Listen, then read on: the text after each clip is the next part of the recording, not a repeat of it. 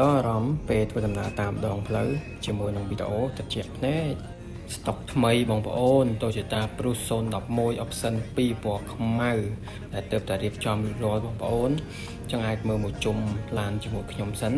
សម្រាប់ឡានមួយនេះគឺស្អាតតែបងប្អូនចង់សម្រាប់ទឹកថ្នាំវិញស៊ីន 90% បងប្អូនបាទ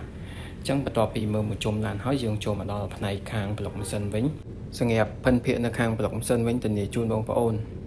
ខ្ចៅខ្យងឲ្យវាមានប្រហើពណ៌ឲ្យទេបងប្អូនអាចមើលស្កុតតាគៀកនៅសងខាងគឺនៅស៊ីនបងប្អូនបាទហើយសម្រាប់វងកង់នេះគឺ15គឺថ្មី4គ្រាប់ធានាជូនបងប្អូនសម្រាប់ភិនភាគផែឡាននៅខាងក្នុងគឺនៅថ្មីមែនទែន